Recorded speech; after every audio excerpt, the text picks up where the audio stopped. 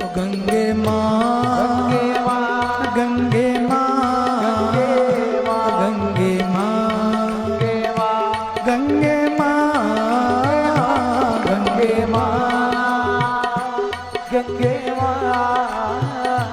गंगे माँ, गंगे माँ, हे माँ, हे माँ, हे माँ, हे माँ, हे माँ, हे माँ, हे माँ, हे माँ, हे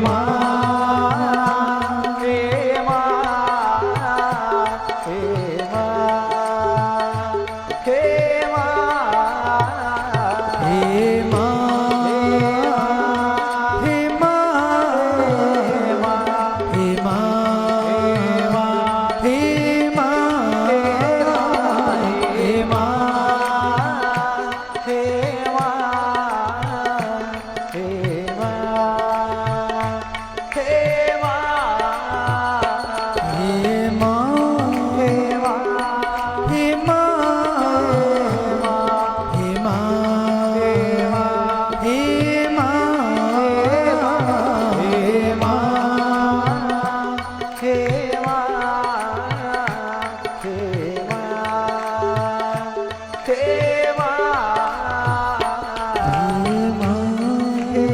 हे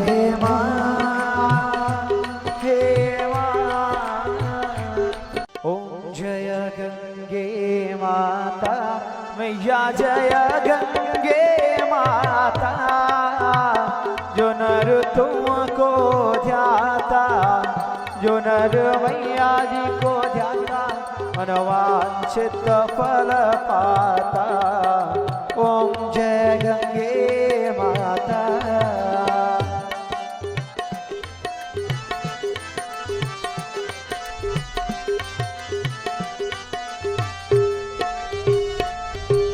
चंद्र से ज्योति तुम्हारी, जल निर्मल आता, मैया जल निर्मल आता। शरण पड़े जो तेरे, शरण पड़े जो तेरे, सो नर तर जाता। ओम जय गंगे माता।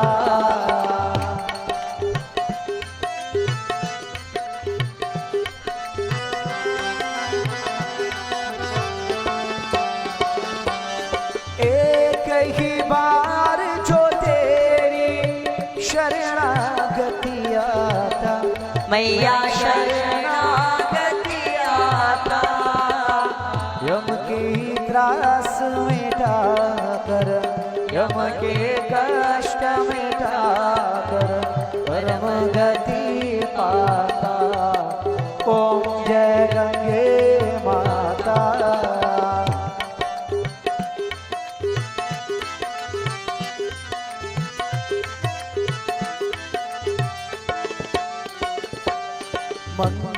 मंगलकारिणी मैया तू है सुखदाता, मैया तू है सुखदाता। तेरी गोद में आकर, तेरी शरण में आकर, मन शांति पाता। ओम जय गंगे माता।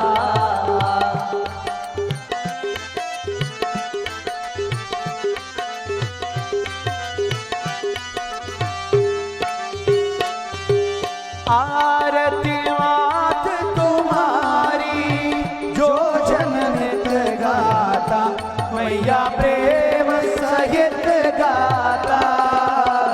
रस वही है सहज में, भक्त वही है सहज में, मुक्ति को पाता। ओम जय गंगे माता। ओम जय गंगे माता, मैया जय गंगे माता। जो नर तुमको ध्याता, जो नर मैया जी को ध्याता, अनवांछित फल पाता। ओम जय गंगे माता, जय गंगे माता, जय गंगे माता। त्वमेव माता च पिता त्वमेव, त्वमेव बन्धुश्च सखा त्वमेव, त्वमेव विद्या द्रविणं त्वमेव, त्वमेव सर्वं मम देव देव। सर्वे भवन्तु सुखिनः, सर्वे सन्तु निरामयाः, सर्वे भद्राणि पश्यन्तु मा कश्चित् दुःखभाग्। ॐ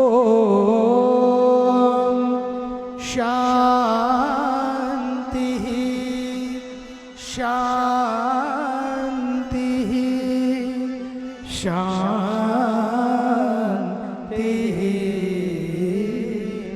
जय जय राधा रमण, हरि बोल हरि बोल।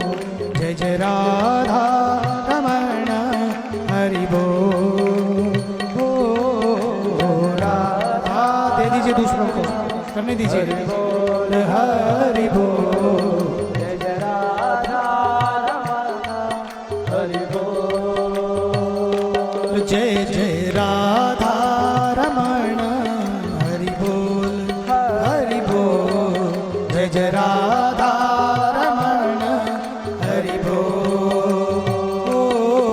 जय राधा रमण, हरि बोल हरि बोल। जय जय राधा रमण, हरि बोल।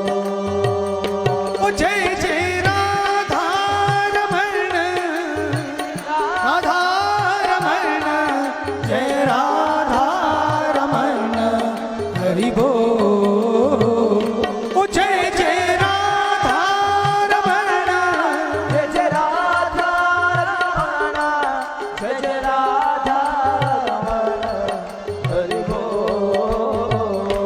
जय जय राधा रमण, हरि बोल हरि बोल।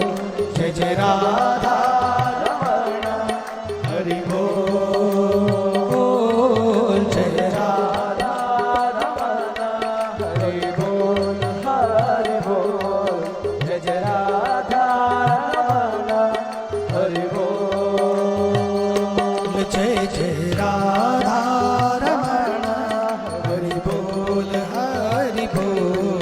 जय जय राधा रमण, हरि बोल। ओ जय जय राधा रमण, जय राधा रमण, जय राधा रमण, हरि बोल। ओ जय जय राधा, जय राधा, जय राधा रमण, हरि बोल। जय जय राधा रमण, हरि बोल हरि बोल। जय जय राधा रमण, हरि बोल। जय राधा रमण, हरि बोल हरि बोल। जय जय राधा रमण, जय जय राधा रमण, जय जय राधा रमण, हरि बोल। Simply choosing happiness and peace doesn't mean that the external world has no bearing on us. We are energetic beings. We don't live in cocoons. I mean, sometimes we've created them. Sometimes we've literally built walls around ourselves. But we're energetic beings. We are constantly being impacted energetically by the world around us, which means that the world does impact us. So it's not that it has no bearing. It's that regardless of what is happening, I have the ability to choose peace and joy. But how do we do that, as you asked, in pain? Well, pain is different than suffering. And this is it's an important distinction. Pain is physical. Suffering is a choice. Now, again, simple, not easy. Physical pain happens to us, whether it's an accident, whether it's an injury, whether it's an ailment, whether it's a broken heart. Literally. We literally process a broken heart the same way, or very, very similarly to the way that we process broken limbs. When people say, I feel like my heart is breaking, it's painful. They're actually describing a very real physical phenomenon of what is happening in their brain. The brain is actually processing that as physical pain. So sometimes it's a broken limb. Sometimes it's a disease, an ailment.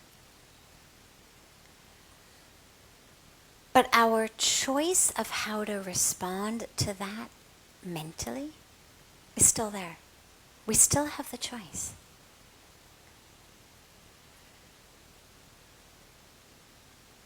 A very, very powerful practice in that state, because of course the pain, when it's in my body, feels like it's me, and the ability to distinguish the thoughts in my mind, the feeling in my mind from the pain in my body feels impossible. But this is where the practice of realizing I'm not my body is so powerful. We know you're not your body. And the way that we know that is, how old are you? Okay. So when you were 3 or 4, maybe 2, you started saying I, me, mine, right? Okay. That body was very different at 2 than it is today at 25. There's not even one cell of you today that was there at 2. When you were 10, you said I, me, mine. Again. But the 10-year-old body shared not one cell with the 2-year-old body and not one cell with your 25-year-old body. So the body keeps changing. But there is a consistency of I. We don't lose who we are and have to recreate who we are every time that we get a sunburn and our skin peels and we get new skin. Our skin sloughs off all the time anyway. We don't lose a sense of identity as our blood cells are regenerating. We don't lose a sense of identity as our organ cells are regenerating, which they do every several years. Literally, the entire body is regenerating itself constantly. But our sense of self is consistent. There is something that is not the body. And that something is a window into your true self. And so there's a practice which we speak about a lot in here. I won't take you through it now, but I'll just describe it quickly. Is a meditation practice called Neti Neti. And it's a meditation in which you literally, with your eyes closed, you go through and you say, I'm not my clothes. Okay, we all know that. I'm not my skin, I'm not my blood, I'm not my muscles. And this is obvious. There's not going to be a sense in you of like, wait, I don't buy that. You know you're not your muscles. You know you're not your blood. And I'm not my organs. And you just go deeper and deeper. And then you move into the part of your body that's above the neck. I'm not my emotions. I'm not my thoughts. And again, the way that we know that is they constantly change. We say, I am angry. Well, I can't be angry because 10 minutes ago, there was no anger, but I was there. So if I were angry, then I would have been angry for the last 25 years consistently. But I've only been angry for 10 minutes, so I is not angry. I'm not my thoughts, because they keep changing. They come, they go, they come, they go. There's this space between them that's minuscule but existent. I don't cease to exist in between my thoughts. So you get more and more and more subtle of what you're not, what you're not, what you're not.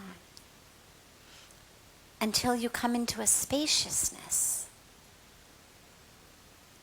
that creates the space for that grace that gives us an experience of who we really are. And it's a powerful practice for anyone, but it's especially a powerful practice if you're dealing with challenges of the body, pain in the body, because it helps you know you're not that. Another specific meditation practice that I did when I first came here, we have prayers in the morning that go from 5 in the morning to 6 in the morning. And when I first arrived in India, it was the end of the summer season. It was very, very crowded.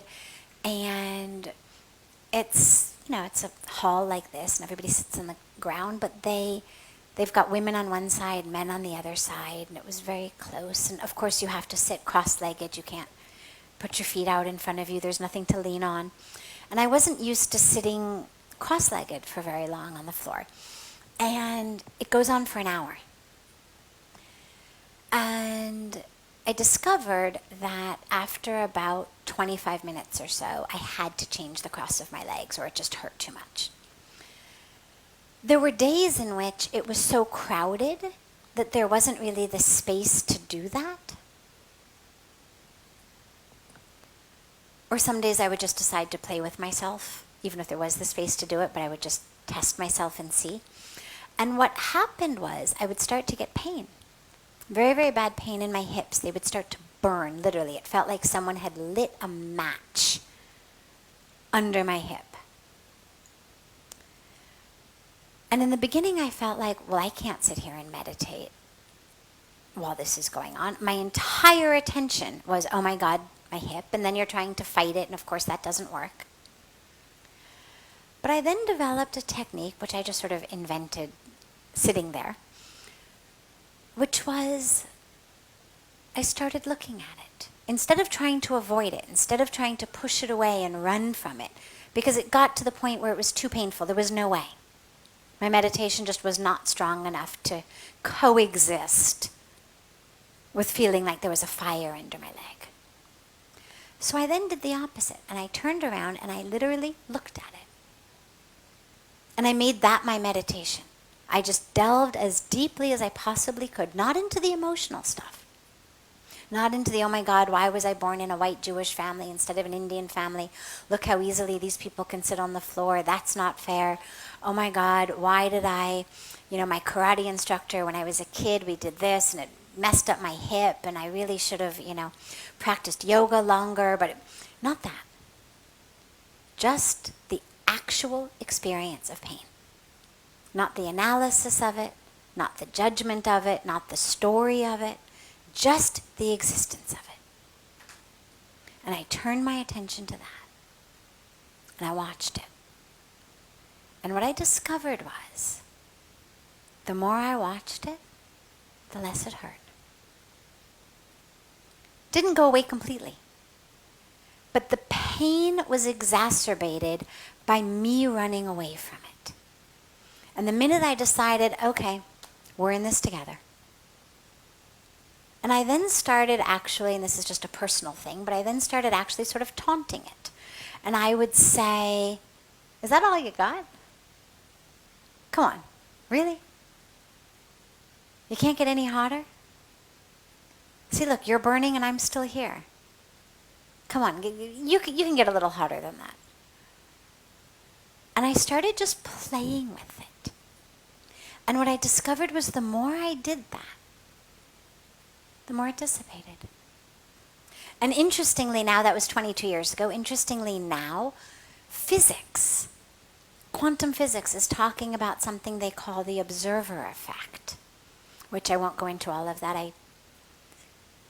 I love the science, but the observer effect basically says that things change based on being watched, based on who's watching them. We used to talk about how we had waves and particles. We had matter and we had energy, and everything was either wave or particle. Quantum physics then started talking about how actually, well, sometimes waves become particles, and sometimes particles become waves. Sometimes it's not quite as cut and dry. But now they're talking about how actually being watched and by whom has an impact on whether it's a wave or a particle, which is phenomenal, but I won't go there tonight. But the sheer aspect of watching transforms us and transforms the pain. Because pain is actually processed in the mind.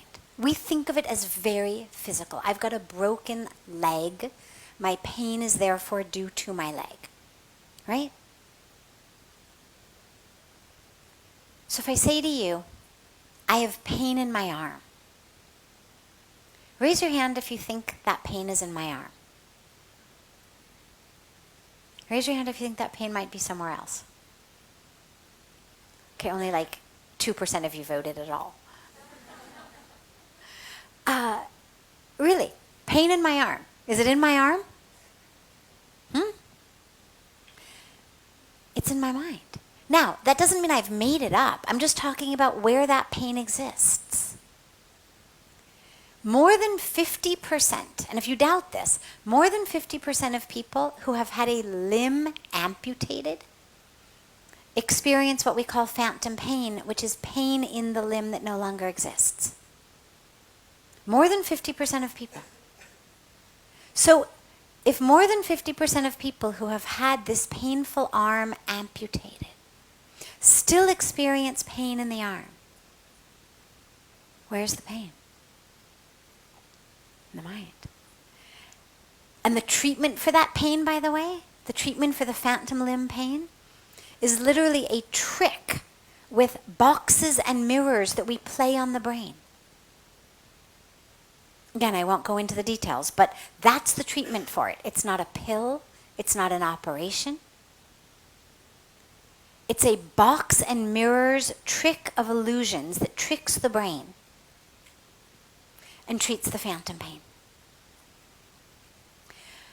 This is not to undermine very real physical challenges, but this is to help you know that you're not a victim of them. That how you respond to that is up to you. That physical pain, that broken limb may no longer be in your hands. You fell, you broke it, it's injured, you've got that. You got bit by that mosquito, you've got that illness. But you still have full power of what your mind does in response to that. That's in your hands. The body may be sick. You are not sick. The body may be in pain. You are not in pain. Find the you that's not in pain. Because it exists. Find that you inside. Who's the you inside that can watch the pain of the body?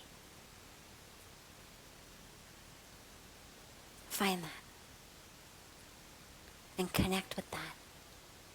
And that's going to be your way out.